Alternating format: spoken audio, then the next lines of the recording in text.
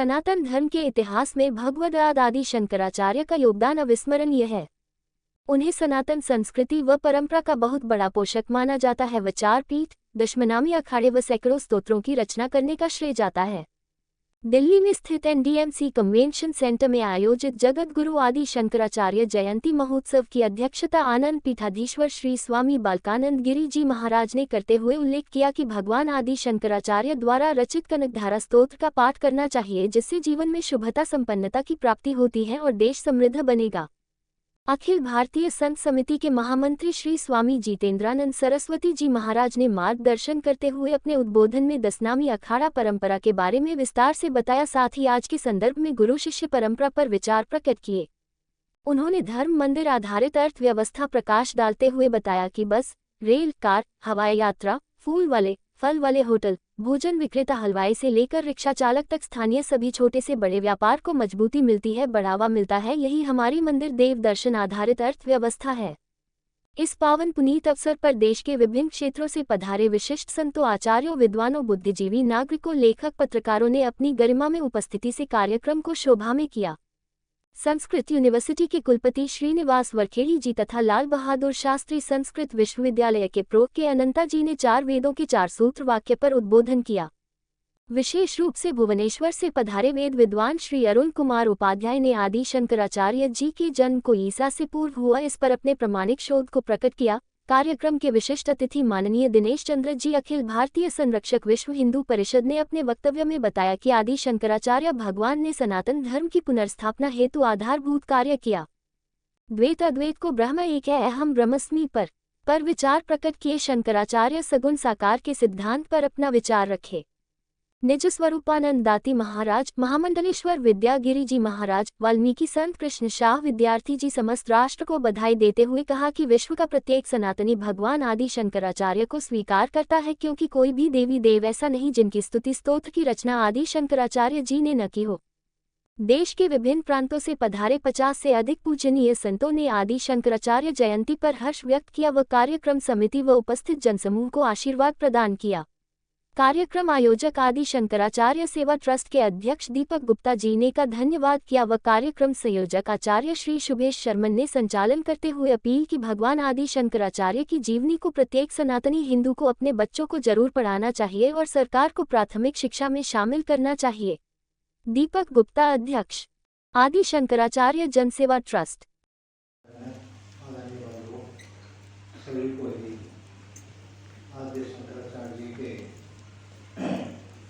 मंगल कामनाएं, शुभकामनाएं उनके स्मृति में हम सब यहाँ उपस्थित हैं। स्वास्थ्य जरा ठीक नहीं है, इसलिए जरा जल्दी जाने की शरीर की स्थिति है, इसलिए क्षमा चाहते हुए मैम पीछे आ जाइए। मैंने अपना थोड़ा बीच में जाने की आवश्यकता उनकी है।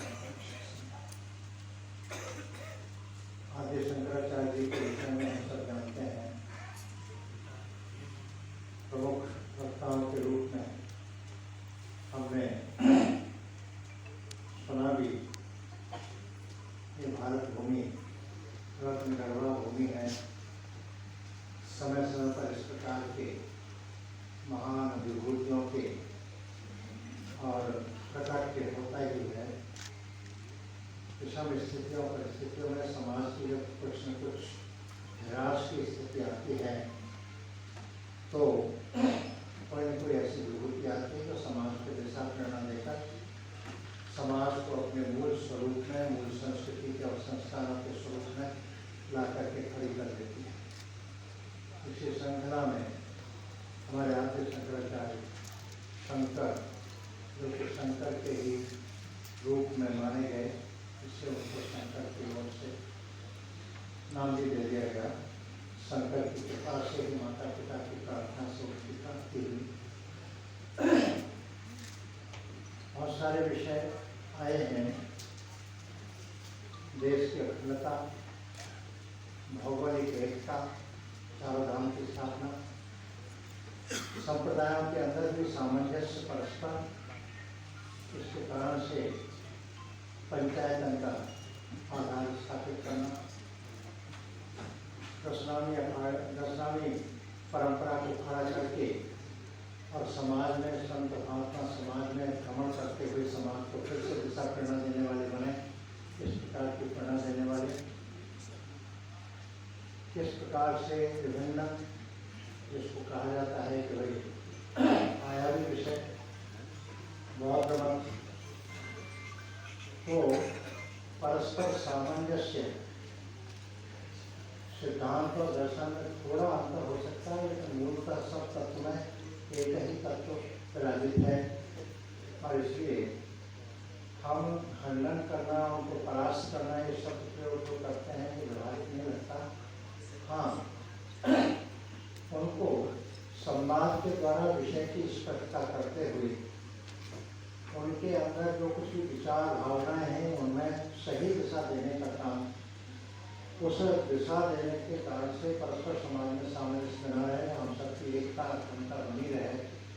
और इसलिए कहाँ तक आदि शंकराचार्य जी चले गए कि भाई जो हमारे अवतारों में उनको भी हर एक अवतार के रूप में मान्यता दी। ये बहुत बड़ी बात है। ऐसे अनेक विषय पढ़ने गए, 3 साल में वेदांत सबका अध्ययन कर लिया, परंतु उस समय के अध्ययन के साथ साथ वो स्वयं भी पढ़ते थे और अपने जो सहपाठी थे उनको भी पढ़ाते थे। और उस समय का एक छोटा सा वाक्य आता है कि उन सहपाठियों के लिए भी बाल बोध संग्रह इसकी भी उन्होंने उस अवस्था में रचना की। 1000 साल पहले उत्तर से दक्षिण, पूरब से पश्चिम जिस भारत राष्ट्र की कल्पना की, आज कुछ मूढ़ नेता जब ये कहते हैं कि ये राज्यों का संघ है, ये राष्ट्र नहीं है, तो उनकी बातों पर हमें तरस आती है।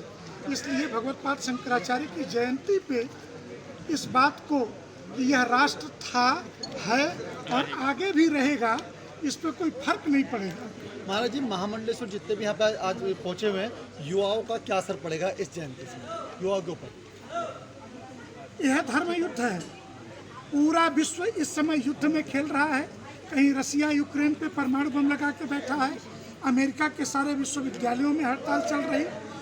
हम धर्म आधारित आध्यात्मिक देश होने के नाते युवा संत हो या युवा पीढ़ी हो, हमें यह पता है कि हमें अपने राष्ट्र का विकास करना है। इसलिए हम उनके धरना प्रदर्शन जैसे चीज़ों से अब प्रभावित होने वाले नहीं। गुरुजी, आपने मंच से एक पाकिस्तान को लेके एक सवाल किया था, आप कैसे देखते हैं उसको? आपका क्या मन के अंदर भाव आया जो पाकिस्तान को आपने खुले में मंच से चेतावनी दे दी आज़ादी शंकराचार्य जी जयंती पर? पाकिस्तान को हमने चेतावनी नहीं दी। हमने यह कहा कि जिन लोगों को भारत में धर्म के आधार पर आरक्षण चाहिए, उन सभी को धार्मिक आधार पे हमने आरक्षण 1947 के 14 अगस्त की रात में ही दे दिया है। और जिनको वहाँ आरक्षण चाहिए वो यहाँ से ट्रेन पकड़े पाकिस्तान निकल ले। महाराज जी, अयोध्या में जो रामलला की प्राण प्रतिष्ठा हुई, इस पर सोशल मीडिया पे बहुत से हिंदुओं की अलग अलग टिप्पणियां देखने को मिली। इस पर आपके क्या विचार हैं, क्या कहना चाहेंगे आप? जो ये फर्जी टिप्पणी करने वाले लोग हैं उन्हें मैं हिंदू नहीं मानता। इस देश के 4000 शीर्ष संत शंकराचार्य से लेकर रामानंदाचार्य सनातन हिंदू धर्म के 127 परंपराओं के 159 प्रकार के आचार्य और जिसमें से 56 वनवासी समूहों के आचार्य वनों में से निकल कर के राम जन्मभूमि के प्राण प्रतिष्ठा में पहुँचे और काफ़ी हाउसों में दारू पी करके बैठने वाले सो कॉल्ड इंटेलेक्चुअल उस पर प्रश्न उठाएं, हिंदू समाज कभी स्वीकार नहीं करे। गुरुकुल शिक्षा पद्धति का किया है आचार्य शंकराचार्य जयंती पे, कैसे देखते हैं आप इसको? जी, आज की जयंती का उद्देश्य क्या है आपका? आज की जयंती का उद्देश्य बड़ा स्पष्ट है। भगवान आदि शंकराचार्य अर्थात सनातन धर्म अर्थात सनातन संस्कृति, तो इसी के विषय में ये कार्यक्रम किया है। भगवान आदि शंकराचार्य का स्मरण करते हुए अपने सनातन धर्म और सनातन संस्कृति के मार्ग पे चलते हुए लोगों को जागृत करना, क्योंकि आजकल आप देख रहे हैं कि बड़े नकली जनेऊधारी आ गए हैं मार्केट के अंदर और ऐसे लोग आ गए हैं जो धर्म को बांट रहे हैं। तो इस प्रकार के आयोजन हिंदुओं को एकत्रित करने के लिए अति आवश्यक है। सर, ये जो कार्यक्रम है इसके बाद कितनी जागरूकता आएगी हिंदुओं के बीच? आप लोग क्या मंशा से इस कार्यक्रम को रखते हैं? देखिए कितनी जागरूकता आएगी ये तो मैं नहीं कह सकता, क्योंकि मैं कोई भविष्यवक्ता तो नहीं हूँ, लेकिन इतना मेरा ज़रूर मानना है कि कुछ तो परिवर्तन होगा। हम ये सोचकर भी कार्य नहीं कर रहे कि हम पूरा समाज बदल देंगे, लेकिन हमें इतनी आशा है कि हम कुछ ना कुछ तो बदलाव लेकर आएंगे। ठीक।